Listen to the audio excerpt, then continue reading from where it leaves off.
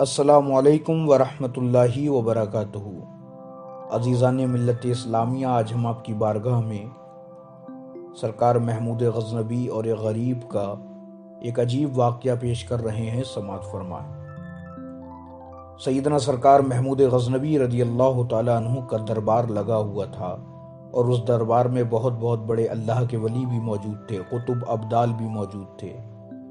سرکار محمود غزنوی نے اعلان فرمایا کہ کوئی شخص ایسا ہے جو مجھے حضرت خضر علیہ السلام کی زیارت کرا سکے۔ سب خاموش رہے۔ ایک غریب دیہاتی سامنے آیا، عرض کرنے لگا، حضور میں آپ کو حضرت خضر علیہ السلام کی زیارت کروا سکتا ہوں۔ بادشاہ وقت نے اس سے سارے شرائط پوچھے۔ وہ کہنے لگا، حضور مجھے دریا کنارے 6 مہینے کا چلہ کرنا پڑے گا، اس کے بعد آپ حضرت خضر علیہ السلام کے دیدار سے مشرف ہو سکیں گے۔ لیکن میری ایک شرط اور ہے، میں بہت غریب انسان ہوں۔ 6 مہینے جب میں چلہ کروں گا تو کوئی میری روزی کا ذریعہ نہیں بن پائے گا، تو 6 مہینے آپ کو میرے گھر کے خرچے اٹھانا پڑیں گے۔ بادشاہ وقت نے قبول کیا۔ وہ 6 مہینے تک دریا کے کنارے بیٹھ کر چلہ کرتا رہا۔ جب 6 مہینہ ہوئے تو بادشاہ سلامت نے اسے اپنے دربار میں طلب کرا۔ بادشاہ نے کہا، بتاؤ میری بات کا کیا رہا؟ وہ غریب عرض کرنے لگا، حضور کچھ وظائف الٹے ہو چکے ہیں، لہٰذا 6 مہینے مزید لگیں گے۔ بادشاہ وقت نے اس کو پھر روانہ کر دیا۔ وہ دریا کنارے بیٹھ کے 6 مہینے مزید چلہ کرنے لگا۔ جب 6 مہینے پورے ہوئے پھر بادشاہ وقت نے اسے طلب کیا۔ طلب کرنے کے بعد پوچھا، بتاؤ میری بات کا کیا رہا؟ وہ غریب عرض کرنے لگا، حضور میں کہاں نکما انسان، میں کہاں گناہ گار، اور کہاں سرکار خضر علیہ السلام کی ذات پاک، لہٰذا میں نے آپ سے جھوٹ بولا تھا، اور جھوٹ میں نے اس بنا پہ بولا تھا میں ایک غریب ہوں، میرے بچے بھوک سے تڑپ رہے تھے، مر رہے تھے، اس لیے میں نے جھوٹ بولا، کم از کم میرے بچوں کو 2 وقت کی روٹی تو میسر ہو جائے گی۔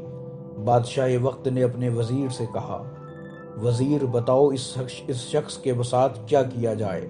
تو وزیر کہنے لگا، حضور اس نے بادشاہ سلامت کے ساتھ دھوکہ کیا ہے، لہٰذا اس کا سر کاٹ دیا جائے۔ اسی وقت اس دربار میں ایک نورانی شکل والے ولی موجود تھے۔ وہ کہنے لگے، وزیر ٹھیک کہہ رہا ہے۔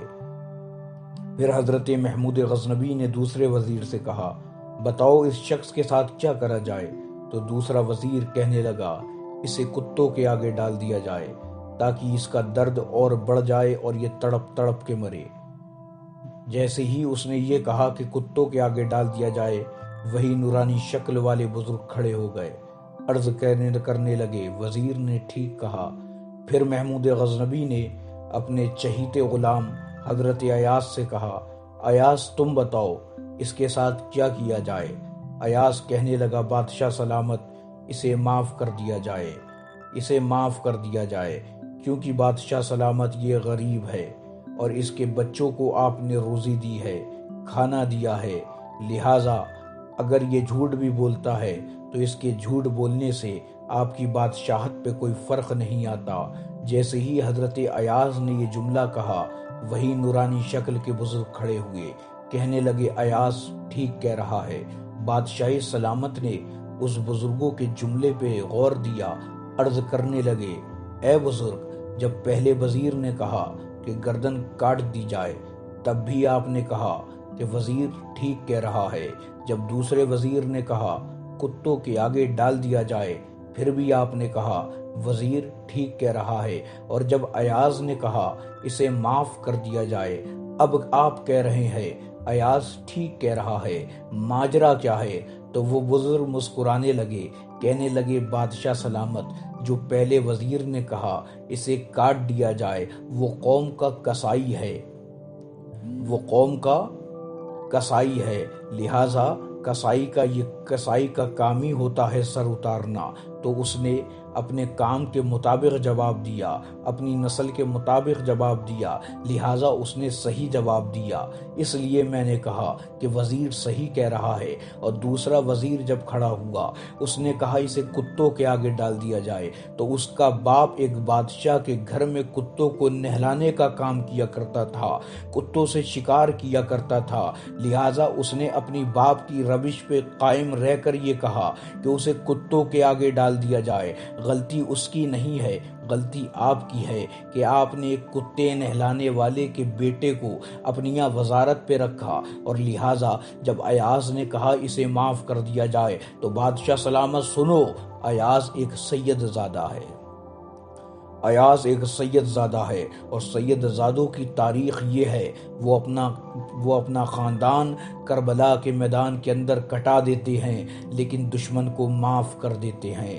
لہٰذا یہی بات ہے کہ میں نے کہا ایاز ٹھیک کہہ رہا ہے۔ محمود غزنوی حضرت ایاز کے ادب میں اٹھ کر کھڑے ہونے لگے اور کہنے لگے ایاز تم نے کبھی مجھے نہیں بتایا کہ تم سید زادے ہو۔ عرض کرنے لگے حضور میں نے آج تک کسی کو نہیں بتایا میں سید زادہ ہوں، لیکن آج میرا یہ راز فاش ہو گیا تو بادشاہ سلامت میں بھی ایک راز فاش کرتا ہوں۔ یہ جو نورانی شکل کے ہیں، یہ جو نورانی شکل کے بزرگ ہیں، یہ بھی حضرت خضر علیہ السلام ہے۔ لوگوں دیکھیے حضرت ایاز رحمت اللہ علیہ کا مقام دیکھیے، بادشاہ سلامت کے غلام ہے، لیکن بادشاہ نہیں پہچان رہے کہ میری یہ حلقے میں کون بیٹھا ہے، لیکن غلام پہچان رہا ہے کہ یہ خضر علیہ السلام ہے۔ سبحان اللہ، سبحان اللہ۔ حضرات اگر آپ کو یہ ہماری ویڈیو پسند آئی ہو تو ہمارے چینل کو سبسکرائب کریں، ویڈیو کو شیئر کریں، بیل آئیکن کو پریس کریں تاکہ ایسی ویڈیوز ہم آپ کی بارگاہ میں جلد سے جلد پیش کر سکیں۔